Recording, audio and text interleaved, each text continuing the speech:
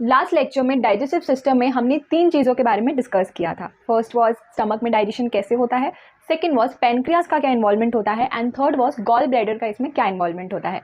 आज के लेक्चर में हम 4 थिंग्स के बारे में डिस्कस करेंगे और लेक्चर को कंटिन्यू करेंगे। हम डिस्कस करेंगे कि स्मॉल इंटेस्टाइन का क्या इन्वॉल्वमेंट होता है, सेकेंड की लार्ज इंटेस्टाइन का इसमें क्या इन्वॉल्वमेंट होता है, थर्ड रेक्टम इसमें क्या रोल प्ले करता है और एनस का क्या रोल होता है, and we will discuss in detail about this. आप सभी को मेरा नमस्कार। कैसे हैं आप सब कुशल मंगल?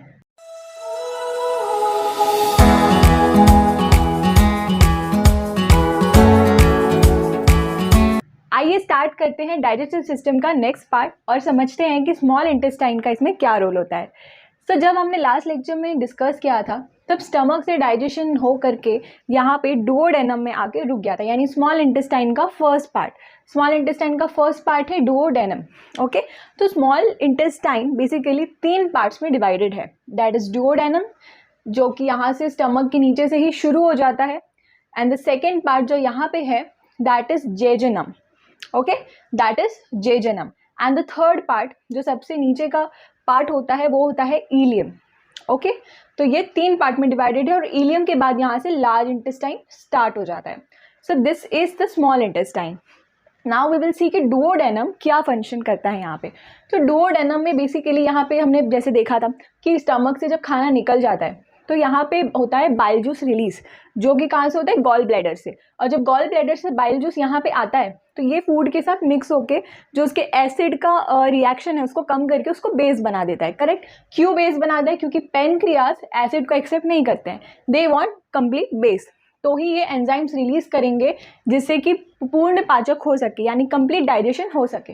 तो इसीलिए यहाँ पे पेनक्रियास फिर रिलीज करेंगे, एंड इसके बाद पेनक्रियास ने एंजाइम्स रिलीज कर दिए। तो ये जो मिक्सिंग चल रही है और ये जो हो रहा है ये सब कुछ डुओडेनम में होता है, यानी ये सब प्रोसेस, ये मिक्सिंग, डाइजेशन सब कुछ डुओडेनम में हो जाता है। ये होने के बाद फिर जेजुनम में क्या होता है और इलियम में क्या होता है?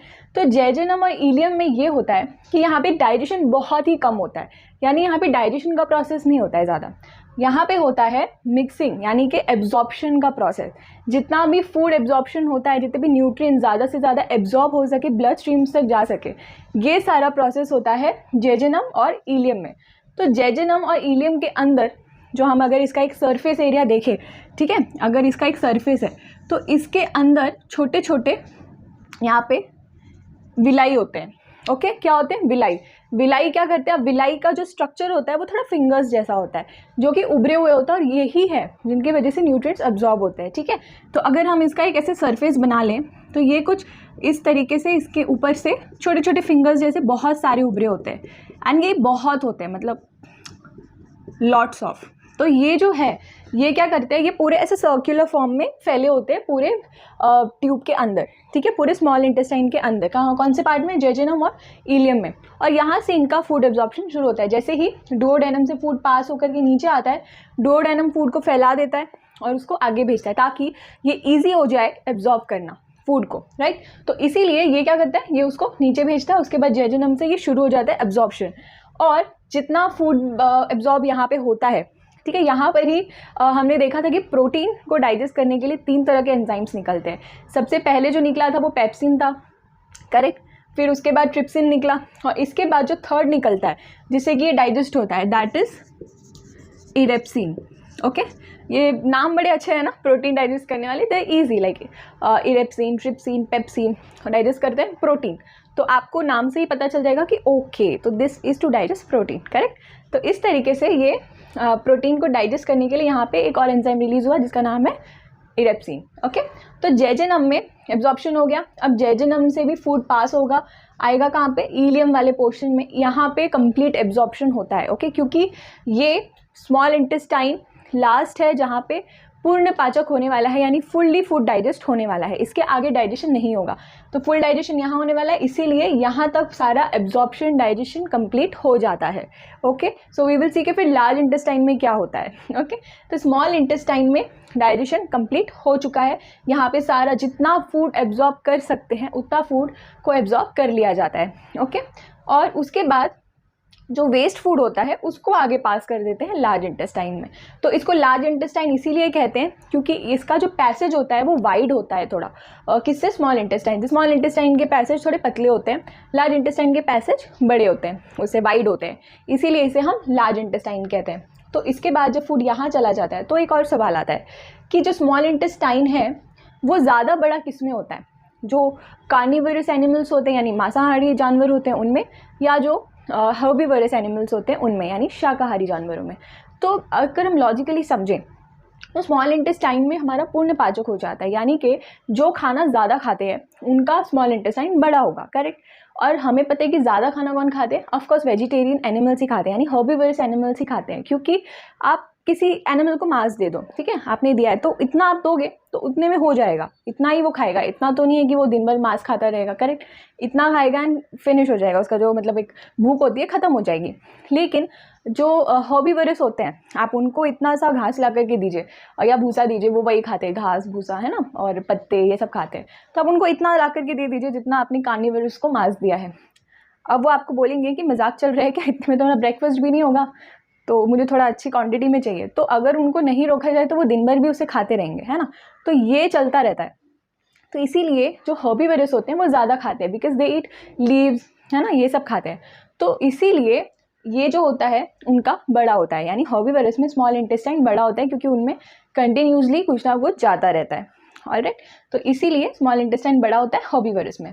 अब यहाँ से जो फूड है, अब ये जो है ना यहाँ पे ख़त्म हो जाती है स्मॉल इंटेस्टाइन, ठीक है।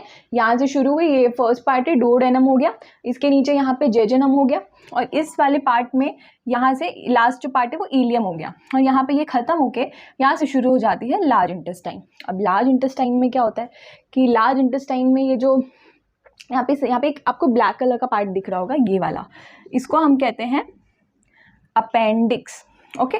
तो अब ये क्या, इसका क्या काम होता है, तो अगर देखा जाए तो अपेंडिक्स का काम एक्चुअली ह्यूमन बॉडी में इतना नहीं होता है। हमारी बॉडी में अगर मैं कहूँ कि इसको हमने ऑपरेशन करके निकाल भी दिया ना तो कोई भी फ़र्क नहीं पड़ेगा, क्योंकि इसका हमारी बॉडी में कुछ यूज़ नहीं है।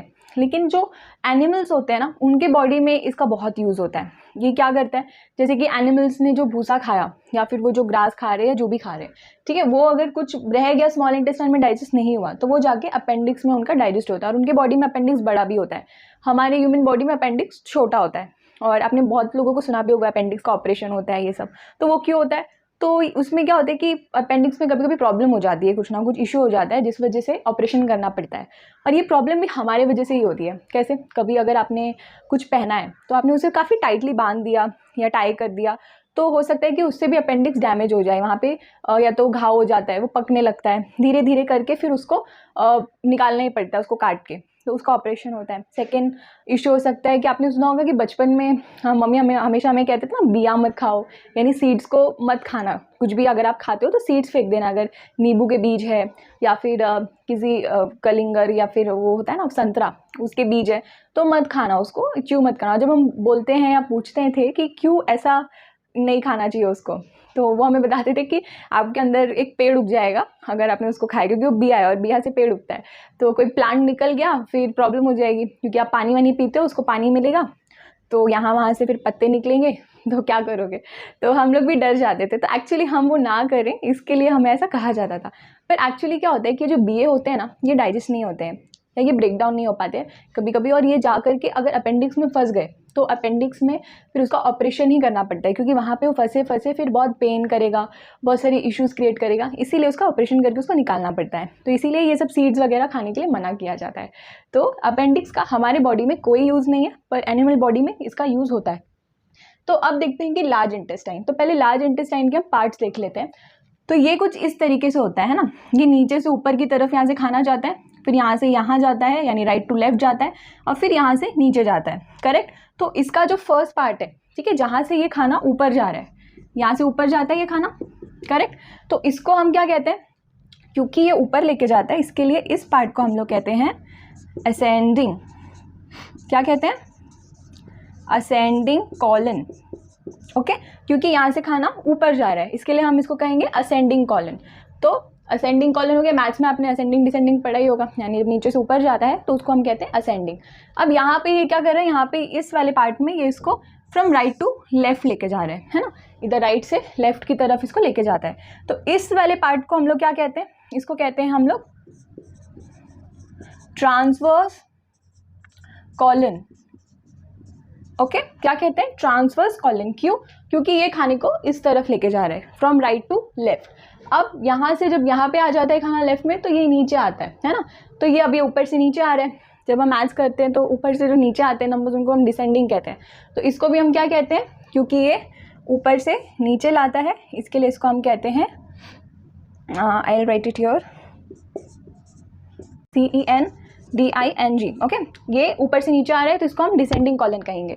अब यहाँ पे इस वाले पॉइंट पे ये हो जाता है ख़त्म, तो यहाँ पे ये हो जाएगा सिग्मोइड कॉलन, यानी जहाँ पे ये ख़त्म हो रहा है उसको, यानी लास्ट वाला पार्ट, उसको हम कहेंगे sigmoid colon. Okay, sigmoid colon, यानी ये टोटल 4 पार्ट्स में है। तो these are very easy, like नीचे से ऊपर जा रहा है असेंडिंग है, यहाँ से यहाँ जा रहा है ट्रांसवर्स है, और यहाँ से नीचे आ रहा है डिसेंडिंग है। और ये जो लास्ट वाला जहाँ पे ये खत्म होता है, जहाँ के बाद रेक्टम शुरू हो जाता है, उसको हम कहते हैं सिग्मोइड कॉलन। ऑलराइट, तो अब यहाँ पे क्या होता है, लार्ज इंटेस्टाइन का क्या रोल होता है, तो लार्ज इंटेस्टाइन में भी होता है एब्जॉर्प्शन। ओके, यहाँ भी एब्जॉर्प्शन हो रहा है, पर यहाँ पे क्या फूड एब्जॉर्प्शन हो रहा है, नहीं, क्योंकि फूड तो हमने देखा कि स्मॉल इंटेस्टाइन में कंप्लीट डाइजेशन हो चुका है, तो यहाँ पे तो हो गया। तो अब लार्ज इंटेस्टाइन में क्या होता है, लार्ज इंटेस्टाइन में वाटर एब्जॉर्प्शन होता है, यानी कि जितना भी फूड गया है वो सारे फूड में जो भी पानी है, ठीक है, वो सारा पानी यहाँ पे एब्जॉर्ब हो जाता है। तो ये जो पानी एब्जॉर्ब हो रहा है, अगर ये नहीं होगा तो हमें लूज मोशंस ये सब की प्रॉब्लम होती है। तो जब भी लार्ज इंटेस्टाइन पानी एब्जॉर्ब नहीं करती है फूड का, तभी लूज मोशंस वगैरह होते हैं, और जो